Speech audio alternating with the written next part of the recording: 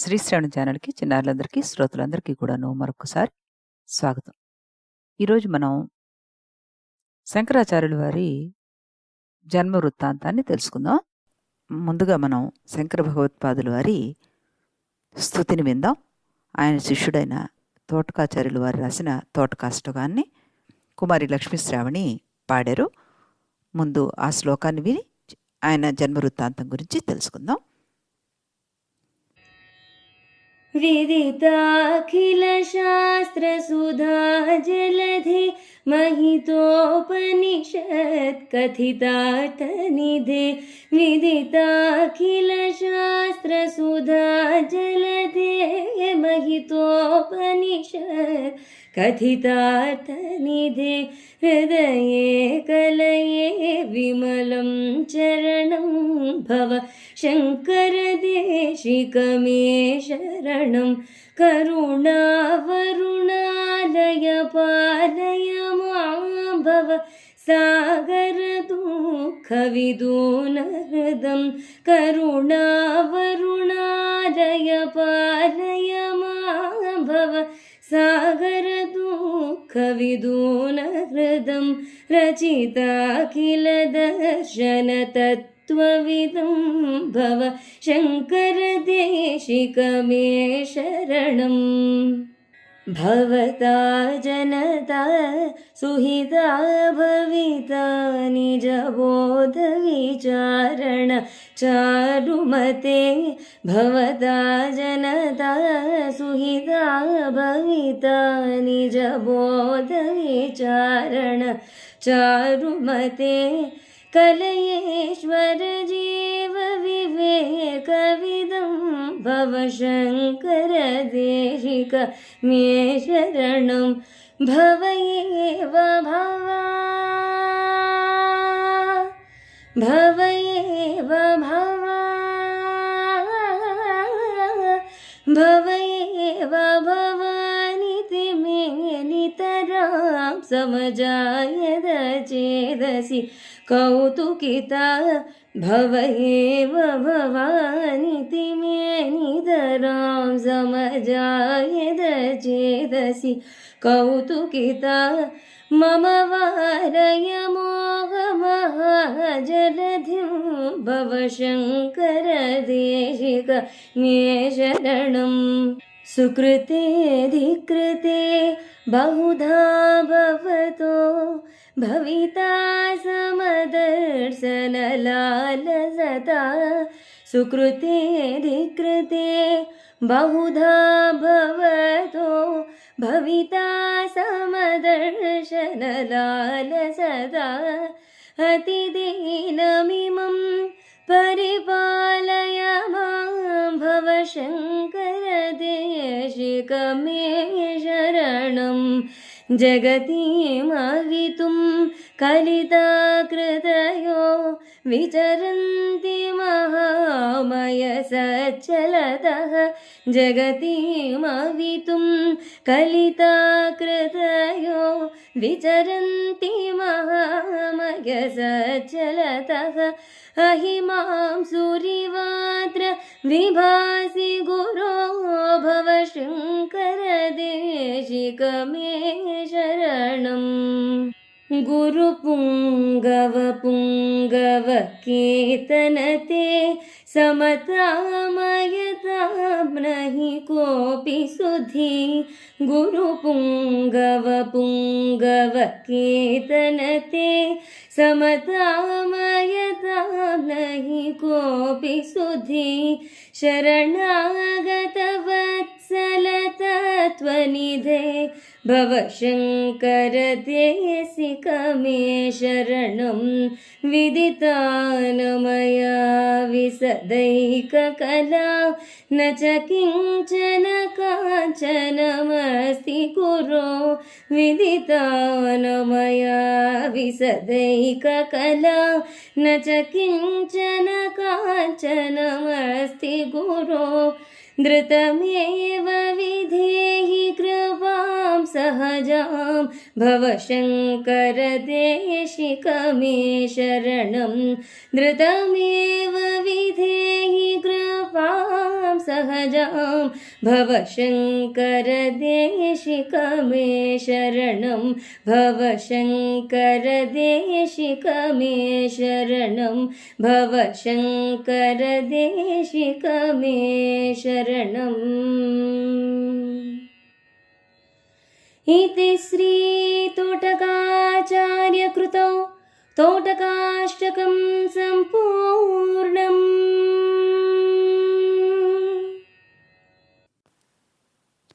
చక్కగా ఆలపించిన కుమారి లక్ష్మీ శ్రావణికి అభినందనలు తెలుపుతూ మనం కథలోకి ఎంటర్ అయిపోదాం. కేరళ దేశంలో పూర్ణా నదీ తీరంలో కాలడి అనే గ్రామం ఉందన్నమాట. ఆ గ్రామంలో ఆర్యాంబ శివగురువు అనే బ్రాహ్మణ దంపతులు ఉండేవారు. వారికి చాలా రోజుల వరకు సంతానం కలగలేదన్నమాట. వాళ్ళప్పుడు త్రిచూరులోని వృషాచలేశ్వరుణ్ణి ఆరాధిస్తే ఒక కుమారుడు కలిగాడు. ఆ పిల్లవాడికి వాళ్ళు ముద్దుగా శంకరుడు అని నామకరణం చేసుకున్నారు. శంకరుడికి 3 సంవత్సరాల వయసు వచ్చేసరికి అతని తండ్రి శివగురువు పరమపదించారు. అప్పటి నుంచి అతని తల్లి ఆర్యాంబే ఆ పిల్లవాడిని పెంచి పెద్ద చేసింది. 5వ ఏట ఉపనయనం చేసింది. ఇంటి దగ్గర ఉన్న ఆలయంలో నిత్యం కాత్యాయని దేవిని ఆవిడ పూజిస్తూ వచ్చేవారనమాట. ఒకరోజు తనకి ఆలయానికి వెళ్ళడానికి వీలు పడక బాలశంకరుణ్ణి పంపింది. ఆ బాలుడు దేవి నైవేద్యానికి పాలు తీసుకువెళ్ళాడు. ఆలయంలో దేవిని అర్చించి శంకరుడు దేవికి నైవేద్యంగా పాలు అవి సమర్పించాడు. ఎంతకీ దేవి తాగట్లేదు. ఇక అది చూసి గొక్కబెట్టి ఆడవడం మొదలుపెట్టాడు ఈయన. శంకరుడి అవస్థ చూసిన ఆ దేవి గిన్నెలో పాలన్నీ తాగి వెళ్ళిపోయింది. కళ్ళు తెరిచి చూశాడు శంకరుడు. గిన్నె ఖాళీగా ఉంది. మళ్ళీ ఆడవడం మొదలుపెట్టాడు. ఈసారి ఎందుకు ఏడుస్తున్నాడో దేవికి అర్థం కాలే. ఇంకా ఆవిడ ప్రత్యక్షమైంది. ఏం నాయనా, నువ్వు ఇచ్చిన నైవేద్యం అంతా తాగేశానుగా నేను, మళ్ళా ఎందుకు ఏడుస్తున్నావు అంటూ అడిగిందిట. నీకు నైవేద్యంగా పెట్టిన తర్వాత మా అమ్మ ఆ గిన్నెలో పాలు నాకు ఇచ్చేది. ఇప్పుడేమో నువ్వు పాలన్నీ తాగేశావు. నాకు ఆకలేస్తోంది, నేనేం తాగాలి అన్నట్ట శంకరుడు. ఆ పిల్లవాడి యొక్క అమాయకత్వపు భక్తికి మెచ్చిన అమ్మవారు శంకరుడికి తన స్తన్యం నుండి పాలు తీసి ఆ గిన్నెలో పోసి ఇచ్చిందిట. అది తాగి సంతృప్తి పొందాడు శంకరుడు. దేవి స్తన్యాన్ని తాగినందువల్ల అతను గొప్పవాడయ్యాడు అని ప్రతీతి మనకి.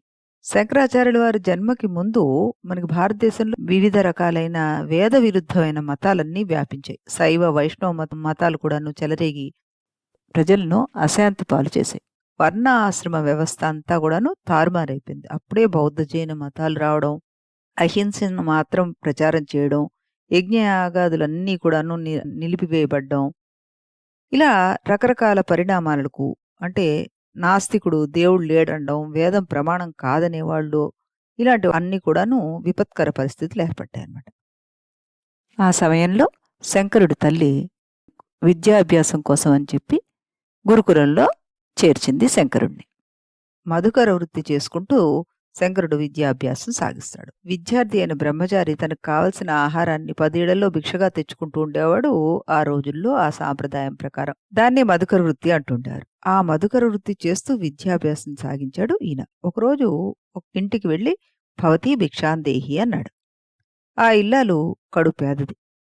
భర్త కూడాను భిక్షాటనికే వెళ్ళాడని చెప్పింది.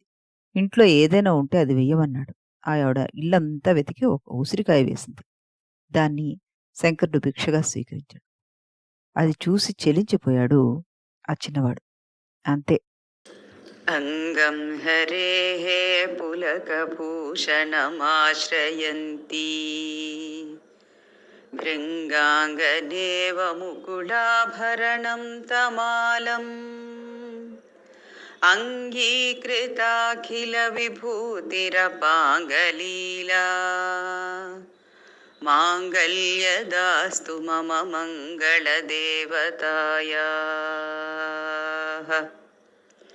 ముగ్ధా ముహుర్విదధతి వదనే మురారేః ప్రేమత్రపా ప్రణిహితాని గతాగతాని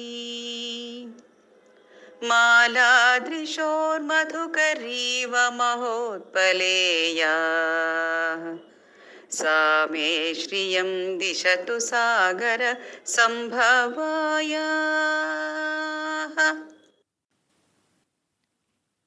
అంతే, అక్కడికక్కడ కనకదార స్తోత్రం ఆ చిన్న కుర్రవాడు, 5 ఏళ్ల కుర్రవాడు రచించి అమ్మవారిని స్తుతించాడు. ఆ స్తుతికి లక్ష్మీదేవి ప్రసన్నురాలై ఆ ఇల్లాలి ఇంట్లో బంగారు ఉసిరికాయల వర్షం కురిపించేసిందిట. అదే కనకధార స్తవంగా ప్రఖ్యాతి పొంది. ఇప్పుడు మనందరం విన్న ఆ స్తోత్రాన్ని శ్రీమతి అనురాధ గారు పాడి వినిపించారు మన కోసం. అభినందన తెలుపుతూ కథలో ముందుకు వెళ్దాం మనం. ఏకసంతాగ్రహి అయిన శంకరుడు కేవలం 2 సంవత్సరాల్లో విద్యాభ్యాసాన్ని పూర్తి చేశాడు. శంకరుడి కీర్తి నలుదిశలా వ్యాపించిపోయింది. ఒకసారి తల్లితో పాటు అతను నదీ స్నానానికి వెళ్ళాడు. అక్కడ ఒక మొసలి అతని కాలు పట్టుకుంది. శంకరుడు తానికి బతకనని నిశ్చయించుకుని సన్యసించడానికి అనుమతి ఇవ్వమని అమ్మను కోరేట. శంకరుడు ఆతుర సన్యాసం స్వీకరించేశాడు.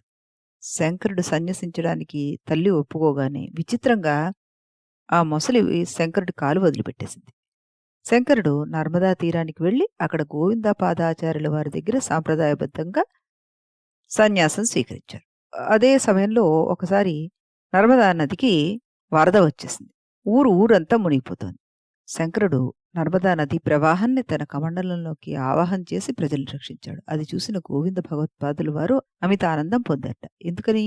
వ్యాస మహర్షి ఇదివరకు ఆయన ఆశ్రమానికి వచ్చినప్పుడు నర్మదా నదిని కమండలంలో బంధించగలవాడు నీకు శిష్యుడుగా లభిస్తాడు, అతడే బ్రహ్మసూత్రాలకు భాష్యం కూడా రాస్తాడని చెప్పారట. వెంటనే ఆ మాటలు గుర్తుకొచ్చి శంకరుడిని కాశీనగరానికి వెళ్లి విశ్వేశ్వరుని దర్శించి బ్రహ్మసూత్రాలకి భాష్యం రాయమని చెప్పి ఆశీర్వదించి పంపించేశారు గురువుగారు. గురువుగారి ఆజ్ఞ మేరకి కాశీనగరానికి వెళ్ళాడు శంకరుడు. కాశీనగరంలో కొంతమంది శిష్యుల్ని ఏర్పరచుకుని అక్కడి నుండి బదరికావనానికి వెళ్లి మందాకిని నదీ తీరాన్ని నివసిస్తూ ప్రస్థానత్రయంగా ఉపనిషత్తులు, భగవద్గీత, బ్రహ్మసూత్రాలతో పాటు 18 భాష్యాలు, 40 ప్రకటనలు, 74 గ్రంథాలు రాశారాయన. ఆ సమయంలో వ్యాసమహర్షి వృద్ధ బ్రాహ్మణ అవతారంలో వచ్చి బ్రహ్మసూత్రాలకు శంకరుడు రాసిన భాష్యం విని ఆనందించి అద్వైత మత స్థాపన చేయమంటూ ఆశీర్వదించి అంతర్ధానమైపోయాడు. ఈ పైన చెప్పిన విపత్కర పరిస్థితులు ఏర్పడిన సమయం కదది. ఆ సమయంలో ఒకే మతాన్ని స్థాపించాలి అన్నది వ్యాసభగవానుడు ఉద్దేశించిన మార్గం అన్నమాట. దాన్ని అనుసరించి ఈయన అనేక పండితుల్ని ఓడిస్తూ దేశమంతా తిరుగుతూ ఈ అద్వైత మత స్థాపనకి కృషి చేశారనమాట. ఆ సందర్భంలోనే ఒకసారి కుమారుల భట్టు అనే ఆయన్ని వాదనకి పిలిచి ఆయనని కూడా జయించారు ఈ శంకరాచార్యుడు. ఆ కుమారుల భట్టు శంకరాచార్యుడు వారు సాక్షాత్తు ఆదిశంకరుడు అన్న విషయాన్ని గ్రహించి తన శిష్యుడైన మండన మిశ్రుడిని గెలవమన్నాడు. మండన మిశ్రుడు మహాపండితుడు. అందరూ ఆయన్ని బ్రహ్మదేవుడు అంటూ చెప్పుకునేవారట. అతని భార్య ఉభయభారతి కూడాను గొప్ప విద్వాంసురాలు. వాళ్ళిద్దరినీ ఓడించాలి అని బయలుదేరారు ఈయన. వెళ్తూ వెళ్తూ వారి ఇల్లెక్కడా, మండన మిశ్రుడు వారి ఇల్లెక్కడా అని అడిగితే దానికి వచ్చిన సమాధానం ఏంటంటే, ఎవరింటి దగ్గరైతే చిలకలు కూడా వేదాలు స్వతః ప్రమాణాల సుఖదుఖాల ఫలితాన్ని పరమాత్మ ఇస్తాడా లేక కర్మ ఇస్తుందా, ఈ జగత్తు నిత్యమా కాదా అనే ప్రశ్నలు వేస్తూ వాదిస్తూ ఉంటాయట. అదే మండన మిశ్రుని ఇళ్ళయ్యా, వెళ్ళిరండి మీరు అంటూ చెప్పారట అక్కడ దారిడిపోయేవాళ్ళు. అంటే ఎంత పండితుల గోష్ఠి, ఎంత శాస్త్ర చర్చ అక్కడ జరుగుతూ ఉంటాయి అన్నది మనకు అర్థమవుతోంది. చివరికి చిలకలు కూడా ఆ భాషనే మాట్లాడుతూ ఉన్నాయన్నమాట. ఎట్టకేలకి అలాంటి మండన మిశ్రుని ఇంటికి చేరుకున్నారు శంకరుడు. ఆ సమయంలో తండ్రి యొక్క శ్రాద్ధకర్మలు చేసుకుంటున్నారు మండన మిశ్రుడు వారు. వచ్చిన శంకరాచార్యుడు సాక్షాత్తు విష్ణురూపుడుగానే భావించి ఆయన గౌరవించి ఆయనతో పాటు వాదనకి అంగీకరించారట. మధ్యవర్తిగా మండన మిశ్రుని భార్య ఉభయభారతిని ఉంచడం ఒప్పందం కుదిరింది. ఆ వాదనలో ఓడినవాడు గెలిచిన వాడికి శిష్యుడవ్వాలి. మండన మిశ్రుడు గనక ఓడిపోతే అతడు సన్యసించి శంకరుడికి శిష్యుడై అద్వైత సిద్ధాంతాన్ని ప్రచారం చేయాలి. శంకరుడు గనక ఓడిపోతే సన్యాసం వదిలి వివాహం చేసుకుని కర్మసిద్ధాంతాన్ని ప్రచారం చేయాలి. ఇది పందెం. భారతీదేవి వాడికి మధ్యవర్తిగా ఉండిపోయింది. ఎవరైతే ఓడిపోతారో వారి మెడలో ఉన్న పూలదండ వాడిపోతుంది అని చెప్పింది. వాదన ప్రారంభమైంది. అనేక విషయాల మీద వాదన జరిగింది. జరిగి, జరిగి, జరిగి కొన్ని రోజుల పాటు జరిగిన తర్వాత మండన మిశ్రుడి మెడలో మాల వాడిపోయింది. "మీరు ఉభయులు భిక్షుకులేవండి" అంది భారతీదేవి. అంటే మండన మిశ్రుడు ఓడిపోయాడు. ఇక అతను సన్యాసం స్వీకరించాలి అని చెప్పిందనమాట ఆవిడ. కానీ ఆవిడ ఒక ట్విస్ట్ పెట్టారు. ఏంటది? మండన మిశ్రుడిని మీరు పూర్తిగా గెలవలేదు. ఎందుకంటే ఆయనలో సగభాగం నేను కాబట్టి నన్ను కూడా గెలవాలి అందట. దాంతోటి మళ్ళీ శంకరాచార్యుల వారికిను ఉభయ భారతికి 17 రోజుల పాటు రాత్రింబగళ్ళు చర్చలు జరిగాయి. శంకరుడిని ఆవిడ జంకటం లేదని చెప్పి స్త్రీ విషయవాసనలు తెలిసినవాడు కాదు కాబట్టి కామకళను గురించి ప్రస్తావిస్తే బాగుంటుందని దాని మీద కొన్ని ప్రశ్నలు వేసింది. అంతే. శంకరాచార్యుడు వారు 4 రోజులు విరామం అడిగి ఆవిడ ఒప్పించారు. ఆ సమయంలో అమరుక మహారాజు హఠాత్తుగా మరణించాడు. అతని శరీరంలోకి ప్రవేశించాడు శంకరుడు. కామశాస్త్ర రహస్యాలన్నీ తెలుసుకుని తిరిగొచ్చి ఉభయ భారతిని ఓడించేశాడు. ఆ తర్వాత సంప్రదాయబద్ధంగా సన్యాస దీక్షను స్వీకరించిన మండన మిశ్రుడికి సురేశ్వరాచార్యులు అన్న నామకరణం చేసి తన శిష్యునిగా చేర్చుకున్నారన్నమాట. అలాగే ఆ తర్వాత ప్రభాకరుడు అనే ఆయన్ని కూడాను అనుగ్రహించి ఆయనకి సన్యాసం ఇచ్చి హస్తామలకుడు అన్న పేరు పెట్టారు. శంకరాచార్యుల వారు శృంగేరి చేరి ఒక మఠాన్ని స్థాపించి దానికి ఈ మండన మిశ్రుడిని అంటే సురేశ్వరాచార్యుడిగా నూతన పేరు తెచ్చుకున్న ఇద్దరిని అధిపత్యం చేశారు. ఆ తర్వాత అక్కడ మందబుద్ధిగా మెలుగుతున్న ఒక బాలుడికి సంకల్పమాత్రం చేతనే పండితుడిగా చేసి సన్యాసం ఇచ్చి తోటకాచార్యుడు అన్న నామకరణం చేశారు.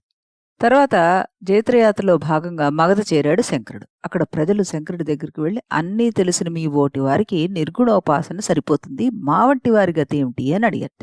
శంకరుడు వాడి కోరిక మన్నించి సగుణోపాసనకు అణువుగా షణ్మత స్థాపన చేసి ఉపాసనా పద్ధతులు, బహుదేవతా స్థుతులు ఇవన్నీ రాశారు. అర్చనలో అందరూ విధిగా అర్చించాలి అని పంచాయతనాన్ని ఏర్పాటు చేశారు. పంచాయతనం అంటే మనకి ఆదిత్యుడు అంటే సూర్యుడు, అంబిక, గణపతి, విష్ణువు, శివుడు ఈ 5 దేవతల్ని ప్రతి వారు ఆరాధించాలి, అర్చించాలి అంటూ నిర్ణయించారు ఆయన. ఈ 5 దేవతలు ఏమిటి చెప్తున్నాయి మనకి? పంచభూతాల తత్వాన్ని చెప్తున్నాయి. శివుడు ఆకాశతత్వాన్ని, సూర్యుడు వాయుతత్వాన్ని, అంబిక అగ్నితత్వాన్ని, నారాయణుడు అంటే విష్ణు జలతత్వాన్ని, గణపతి పృథ్వీతత్వాన్ని చెప్తున్నాడు. ఇది కాకుండా ఆయన సుబ్రహ్మణ్యేశ్వరుడికి కూడాను ఒక ప్రత్యేక అర్చన చెయ్యాలి అంటూ నిర్దేశించారన్నమాట. ఆ తర్వాత ఆయన కశ్మీర్ దేశానికి వెళ్ళి సర్వజ్ఞ శారదాపీఠం అంటూ ఉండేది. దాన్ని అధిష్ఠించడానికి ఉద్దండులైన పండితులందరినీ ఓడించి అధిష్ఠించడానికి సిద్ధపడ్డారు. అప్పుడు అమ్మవారు సరస్వతీదేవి వచ్చి, నీకు స్త్రీ సంగ దోషం ఉంది కాబట్టి నువ్వు ఈ పీఠం ఎక్కడానికి అర్హుడో కావు అందట. శంకరుడు వేరొక శరీరంతో చేసిన పాపం ఈ శరీరానికి అంటదు అంటూ సమాధానం చెప్పట. ఆ మాటలు విన్న సరస్వతీదేవిని ఇవ్వరబోయిందట. శంకరాచార్యుడు సర్వజ్ఞ శారదా పీఠాన్ని అధిష్ఠించి జగద్గురు అయ్యాడు. దేశంలో నలుమూలలా ఈయన 4 పీఠాలను స్థాపించారు అన్నది మనందరికీ తెలిసిన విషయం కదా. దానిలో దక్షిణంగా శృంగేరి పీఠం, దానికి సురేశ్వరాచార్యుడు అంటే మండన మిశ్రుడిని అధిపతిగా చేశారు. పడమర ద్వారకని హస్తామలకుడు అన్న అతను ఉన్నాడు కదా, ఎవరు మన ప్రభాకరుడు, అతన్ని చేశారు. తర్వాత ఉత్తరాన బద్రీలో తోటకాచార్యుడిని, తూర్పున పూరిలో పద్మపాదుల వారిని పీఠాధిపతిగా నియమించి కేదారం చేరి శిష్యుల్ని ఆశీర్వదించి ఓ గుహలోకి వెళ్ళిపోయారట. మరి ఆయన ఆ గుహలోకి ఎందుకు వెళ్ళారు, ఆ గుహలోకి వెళ్ళి దాని వెనకాలన్న రహస్యం ఏంటి, ఇదంతా కూడాను మనం రేపటి కథలో చెప్పుకుందాం. అంతవరకు సెలవు.